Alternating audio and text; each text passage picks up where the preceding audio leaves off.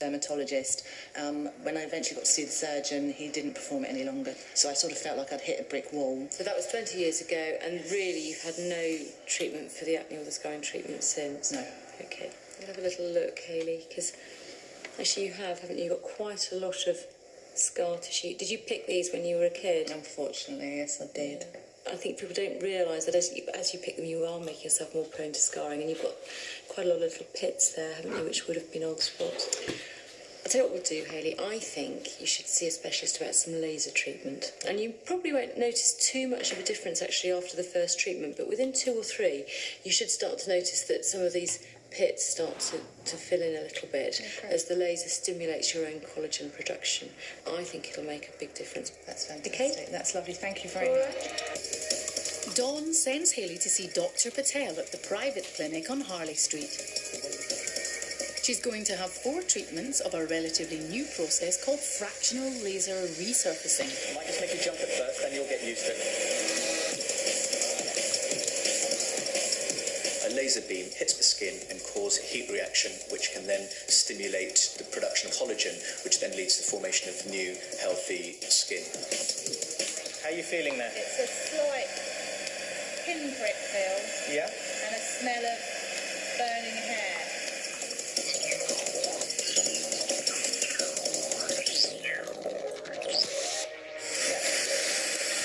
Feels like I've been stabbed with a million needles.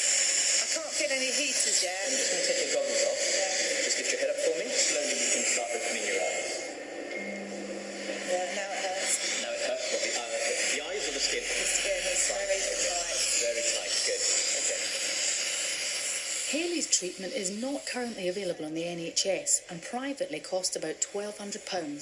Her scarring shows how important it is to get your acne treated early by your GP. My very red now. Is everybody going to laugh at me on the tube? After 2 treatments, just halfway through her course, Hayley returns to see Dawn. Hayley, come on in. Come on in. Good to see you. How you got on? There's been a significant improvement, I think, so far. Your skin looks much smoother here. You certainly wouldn't look at that part of your face and think that you had acne scarring, okay? Yeah. Have a look at the other side. And the same this side. Yes, yeah. It really is coming... Was it? Was this the worst side? And I've still got 3 treatments to have. I think it'll be really good. Yes, so me too. Thank you for coming back, bless you. Thanks. See you again. Bye-bye. The Embarrassing Illnesses team have set up shop bang in the centre of Leeds.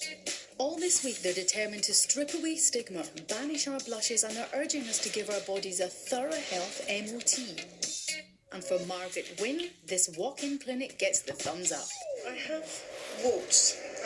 I've got one in particular on my thumb. Yeah. And of course on my left foot. How long has it been there for? Probably 2 or 3 years, on and off. And the rest are on your feet? Yeah. Pop the foot up on here for me. You've got a big cluster there. That's a lot of them. But there's a problem with all of these, and that is that you have quite dry, thick skin over them. What we would plan to do normally is to freeze them, but there is absolutely no way we can freeze through skin that hard and thick. So what I'm going to say to you is we can do it, but you've got a bit of homework to do first, and that is you need to go home, soak your feet a lot, and scrub them a lot to get all that dead skin off. It's a horrible job. Yeah. I'm not doing it. Yeah. You've got to do it. That's kind of the bad news, but the good news is I think absolutely we can get through it. And there's even more good news for you, actually, and that is you can do it yourself at home. Really? Yeah, because what you can get is some stuff basically in a tin like this, and you can get it from a pharmacist. You don't need a prescription. Is that all right? That's great. So that's good, because it means now it's in your hands. Oh, well, that's nice to know that I can do something for myself. Yeah, thank you. An over-the-counter treatment is good news because if left, warts and verrucas can turn nasty. This is an example of someone who has verrucas and they've gone and got infected as well. So, any skin condition you're uncertain about should be checked out immediately. That's a skin condition called lichen simplex. And there's only one treatment for it, and it's very effective, and you need to put steroid cream on it.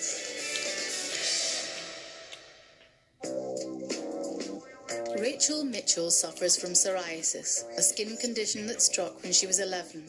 My dad died in 1996. I was very, very close to my dad, and it was after he died that we noticed that it was starting to come up on my skin, my elbows, and little bits on my knees.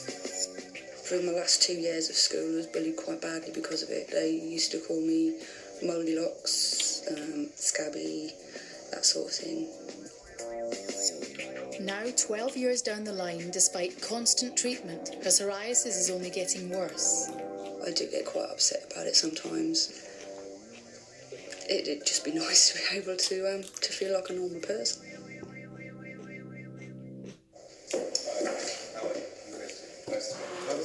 Thank you. So, what can I do for you? I've come to say about my skin. Oh, yes, right. What have you tried then? Why is it getting so bad? I've tried all sorts. I've had steroid creams from a doctor, coal tar treatments from a doctor, T-gel, that sort of thing. But they just don't seem to make any difference. What makes it better?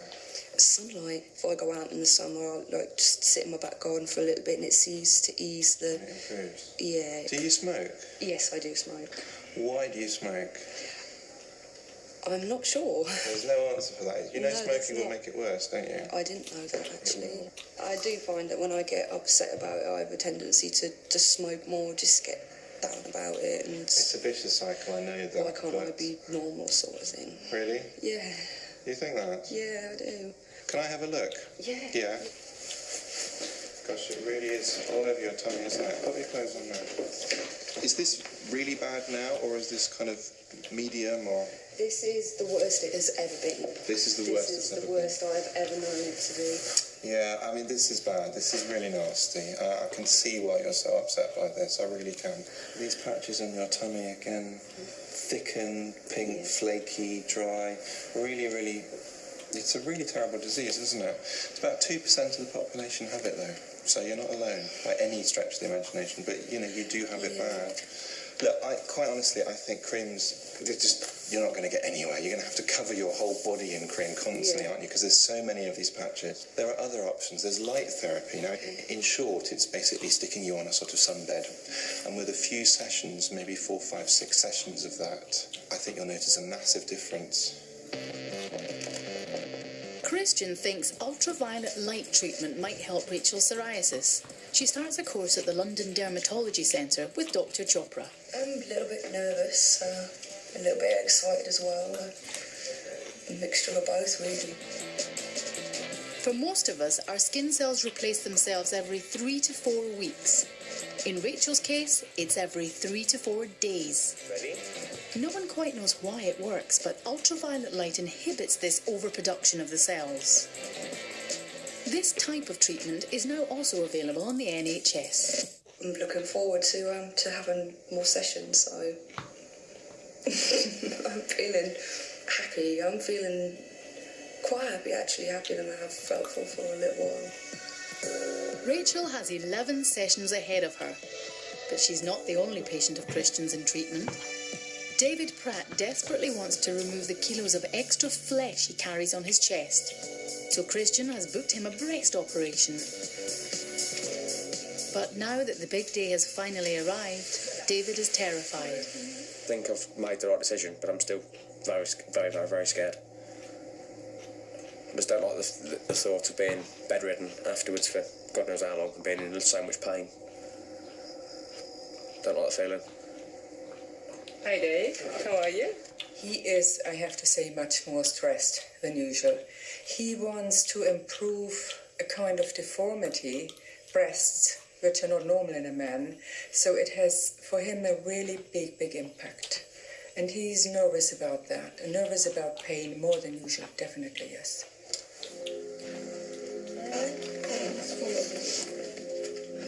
But there's no turning back. And the faint-hearted among you should turn away now.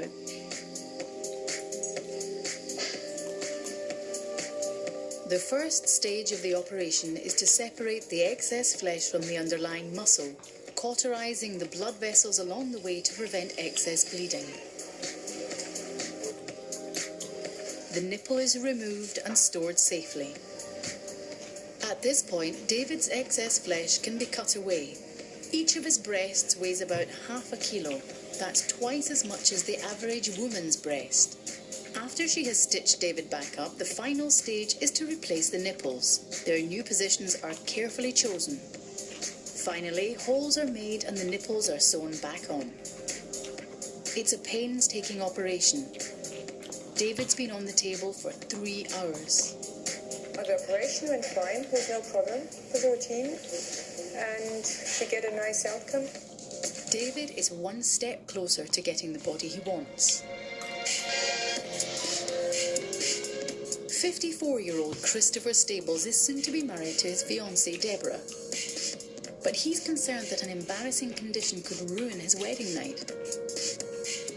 He spent a frustrating 4 years in excruciating pain every time he's tried to have sex, owing to a mysterious problem with his penis. Right. Tell me what's been going on with you. I've had problems having intercourse for some time now, and I've had incredibly severe pain in my penis, and I've also had bleeding from it as well. So intercourse is out of the question, masturbation is out of the question. It's really hindering my pleasures in life. I want you to retract the foreskin. Yeah. Show me what the problem is. Okay. I can see, you know, these great fissures of raw, open tissue, which is why it's so sore. I mean, it looks awful. I'm not surprised you're totally unable to have sex. I don't know how you even start. You see, if you compare it to this skin, this looks all healthy and normal, and then this is really bright red, sore. I'm sorry for you, basically. It's a nasty condition, and I think we can do something about it, and I think it'll, in time, smarten up, tidy itself up, heal up, and look a whole lot nicer and be a lot less painful. Good. So what I think we'll do is refer you off just to a surgeon to have that tidied up. Find out if Christopher gets cured later in the series, when the embarrassing illnesses doctors will be at Gloucester Rugby Club, focusing on men. Blokes are notoriously reluctant to visit the doctor, especially if it's over something embarrassing. So on Thursday, the doctors will be stripping away the stigma from the nation's problem penises. All day in Leeds, it's been dull, cloudy and cold. It's typical British weather, and it's why we hardly ever consider the sun's damaging effects. You know, have you been out in the sun quite a lot? Yeah. Have you? Yeah. You've got little spider veins, and that's normally due to sun damage here as well, what we call lentigo. So you've had, even though you live up north, you've had quite a bit of sun in your time, I think. Yeah. The sun kicks out an astonishing 386 billion megawatts. Every time we expose ourselves, we absorb that energy in the form of ultraviolet radiation. The rays penetrate our flesh and change the very structure of our skin cells. This is why we get a suntan. But the effects can also be deadly. In the UK, over 85,000 people are diagnosed with skin cancer every year, more than any other form of cancer. Worse still, 2,000 die every year. At the roadshow, the rain has started, but Christian is on a mission. After all, skin cancer is the only cancer you can actually see with the naked eye before it becomes dangerous. You just need to know what to look for. There's an ABCD of moles, 4 really important things. And the first thing is asymmetry. Moles that start going a bit funny shaped and looking like some funny country, that's a warning sign, okay? The next thing is the border. If the border starts spreading and you're not quite sure where it stops and starts, and there's lighter bits and darker bits and things, that's another sign, and that you won't find on a normal healthy mole. It'll start to change, and that sort of couples with colour as well. If it starts changing and you're getting lighter bits and darker spots and things, that's important. Right, diameter. What I tend to say to you is about 7 millimetres is a cut-off value, okay? If it's getting bigger than 7 millimetres, or if you have moles that are bigger than about 7 millimetres, go and show someone. You'll probably annoy your GPs by all flooding in with large moles, going, I'm worried about this. Don't worry. It's better to be safe than sorry, okay? That's the important thing. Moles tend to kill. The problem with them is not that it's damaging your skin, but because they spread. They spread downwards and they spread sideways, and they metastasize, which means they send off little bits of tumour into the rest of your body. It's nasty and it's hard to treat. What you have to do is chop them out, okay? The only way we can do that successfully is to catch them early. And the only way I, as a doctor, can catch them early is that you've got to tell me about them. With Dawn to help, Christian offers mole checks to anyone concerned. It's not been itchy or crusty or bleeding, nothing like that. I think that's fine, actually. I don't think you need to worry about that. It's nice and soft, and it's just one of those little raised up nebuses, it's called. I don't think you need to worry about that. Has that changed at all? It's grown. It's absolutely nothing to worry about. It's that change in colour and shape, and it started to go pretty black from what it started off as. It was a really pale brown. Yeah, and how long has this change been going on for? 4 months since I've noticed. And is it getting bigger? I don't notice it's getting bigger. I've noticed it's raised. It's raised. And is that new as well? Yeah, it used to be flat to the skin. Right, all those are warning signs that something may be happening to the liver. Can I have a look? Right, that's what I'm going to send you to have that looked at under a microscope by the lady, okay? Christian wants a second opinion on Andrew Mitchell's mole and has brought along specialists from the mole clinic for just this eventuality. We're going to take a photograph of this mole, okay, and we're going to use a dermoscopic lens on this camera. And dermoscopy allows us to see the layer of skin below the mole as well. So you can see here when you're looking closely at your mole, you can see the irregular colour, and you can see how it's got like a honeycomb pattern over the whole mole. Yeah. And that's good. We like to see that. And so you can see it in parts of this mole, but then it loses it in the centre here. The 3 pictures that we've taken, I'm going to send off to our dermatologist, and it is likely that their recommendations will be to have this mole removed. When it was confirmed that Andrew's mole was precancerous, he was fast-tracked through the NHS and had it safely removed. All day long, the Embarrassing Illnesses doctors have been running a mobile clinic in the heart of Leeds, taking the shame out of a range of cringe-inducing complaints. And now Rachel Mitchell's just arrived to see them. Rachel's psoriasis has been a burden she has carried for 10 years, but she's now had 12 sessions of light treatment and is here to show Christian the results. Rachel, hi, how are you? Gosh, you're looking happier than when I last saw you. I'm feeling a lot more confident. You really are. I can see from your hands already. I was about to ask, have we been successful? I can see by your face that I think we probably have. Let me see. I'm excited. Take your jump off for me, because this is my favourite bit. This is so much better. Gosh. See, the scaling's gone. It looks like fading bruises now. Exactly. That's exactly what it. And this will carry on fading. Gosh, that's an improvement. I'm very chuffed with the results. Look, I'm delighted, and I think now you know. Should it come back, if you go through a stressful period, your psoriasis can come back, but at least now you know it doesn't matter, because you can do something about it, and you know what treatment works for you, and it's not that bad. I know it takes a bit of time, but it's worth it, isn't it? Definitely. That's good news. I'm really happy. At long last, Rachel's got a smile back in her face. Psoriasis is one of the commoner skin complaints affecting 2% of the population. In contrast, Dion Roden suffers from a condition so rare that for 12 years no one has been able to identify it. It first appeared when I was about 13 years old, about 2 weeks after I decided I was going to shave my legs for the first time. Went to the doctors, they told me I was actually allergic to razors. That was the first thing I was told. I then went to start to see dermatologists, and they told me it was a very bad form of eczema or a skin condition, but they couldn't give me a name for it. They didn't actually know what it was. Actually, my skin cracks apart and peels, and then it fuses itself back together again, and then cracks apart, bleeds, fuses itself back together again. It's absolute agony. I took to actually bandaging my legs whenever that would happen, applying lots of cream on it, but then taking the bandage off would be a problem because the little parts of the bandage would be embedded in the skin, and it'd be agony to try and squeeze little pieces of bandage out of my legs. Dion has suffered for 12 years, often bedridden with the pain. She's seen dozens of specialists, but no one knows what her condition is. After 12 years of suffering, Dion decides to visit the Embarrassing Illnesses clinic. Come on in, take a seat. Tell me, what can I do for you? I have a skin condition on my legs where it peels apart and stretches and it bleeds. Is it sore? It can be very, very sore. Well, I probably need to have a little look, actually, Dion. Can I get you to pop up on the couch? Oh, okay. And this is good, is it? This is it at its best. Okay, when it's bad, they flake off. Yes, and it will bleed through these cracks here. Yeah. And that's where it will crack and bleed and... So it actually cracks on these paler areas? Yes. I think it's something called ichthyosis. Have you ever heard that term before? No? It's a condition where the skin scales much more than normal, because of course it's normal for us to shed skin. Skin cells only live about 14 days and then we shed them. People who've got ichthyosis tend to shed much more skin. They produce more layers of skin and they shed it more. And it often does crack, so it scales and cracks and sheds exactly the kind of thing that you're describing.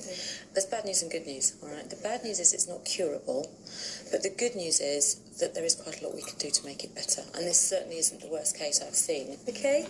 Very good. Okay. A specialist dermatologist prescribes another set of creams, but this time she has to apply them in an altogether new way. This is one of my rituals that I have to go through on a daily basis, which is the mixing 2 creams together and then applying the cream film, which I then take off about an hour to 2 hours later. Occasionally I'll sleep with it on. After 12 years, has Dion at last found her miracle cure? When David Pratt last saw Christian, he wanted his body transformed. Desperate to lose his rolls of sagging extra flesh, he faced his fears and underwent a major operation to have his unwanted breasts removed. Although it's still early days and his chest is considerably swollen, he can't wait to show Christian the results. How have you been? Very well, thank you. Yeah? What are your thoughts so far? I'm very pleased with it. Are you really? Yeah, I am, yeah. It's loads better, and I think when the swelling goes down, it'll be 10 times better anyway, as well as that. Excellent. Goodness me. That's amazing. That is quite a difference, isn't it? To me, these bits were the worst bits, because they were the most prominent. For a man, they were prominent boobs, weren't they? Yeah. And they've now gone. Have a seat for me. I'm delighted. I mean, I think that's an incredible result. I really do. I'm really impressed. I'm a lot more happy now. Back at the roadshow, there's just time to see one more patient, Dion Roden. For years, no one has been able to diagnose Dion's scaly legs. Dawn came up with ichthyosis and prescribed a simple cellophane and cream treatment. But did it work? Hi, Dion. Come on in. So tell me, how have you got on? Everything is going quite well, actually. Really? Yeah. Should we have a little look? Just... Oh, wow. Dion, that's loads better. That is phenomenal. I mean, I don't have to worry about having to bandage it up anymore because there hasn't been any splitting or cracking whatsoever. That's incredible. It's fantastic. I mean, you'll be wearing shorts and skirts, won't you, this summer? Here I come. That's phenomenal. I'm really pleased. They look great and they feel great. Yeah. Well done. That's brilliant. Well, thank you for coming back to show me. Thank you for your first diagnosis, otherwise I might not have known. Thank you. Bye. Take care. It's the end of a ram-packed day in Leeds for the Embarrassing Illnesses doctors. Over the last 10 hours, they've seen and sorted over 40 patients with a cornucopia of cringe-inducing complaints of the flesh. All that is